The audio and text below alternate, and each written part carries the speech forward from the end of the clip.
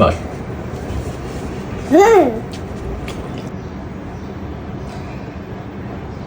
একদিন পান্তা ভাত খাওয়ার পরে আমি আমার বউয়ের ফ্যান হয়ে গিয়েছি। মানে পান্তা ভাত যে এত টেস্ট, তো আমার ওয়াইফকে বলেছি কি এখন থেকে আমি প্রতিদিন সকালে পান্তা খাবো, অ্যাটলিস্ট আমাকে মাসে 15 দিন পান্তা দিবে।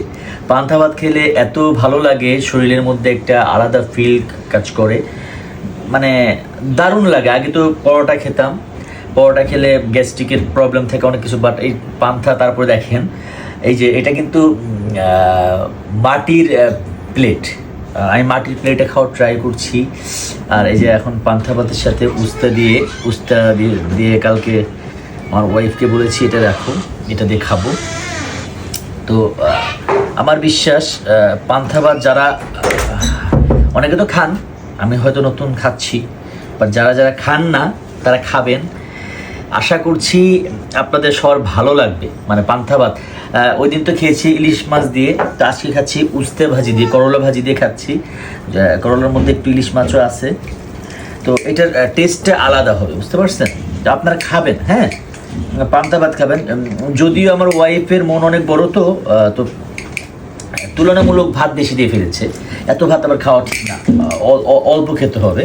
খুব বেশি দিয়ে ফেলেছে ভাত, সমস্যা নাই, নেক্সট টাইম থেকে কমিয়ে দিবে।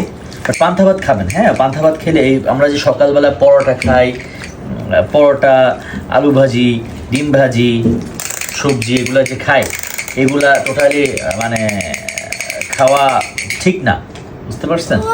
এগুলা স্বাস্থ্যের জন্য অনেক ক্ষতিকর। দেখেন কি কালার এসেছে, কালারটা তো দেখছেন। পান্তা ভাত করলা ভাজি দিয়ে। তো শুরু করছি বিসমিল্লাহ বলে, বিসমিল্লাহি ওয়া আলা বারাকাতিল্লাহ।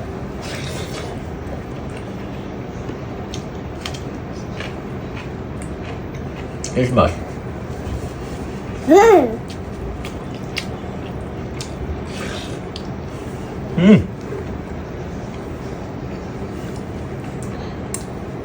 এত টেস্ট, দুই জলে একসাথে খেয়ে ফেলছি, টেস্টটা এত বেশি।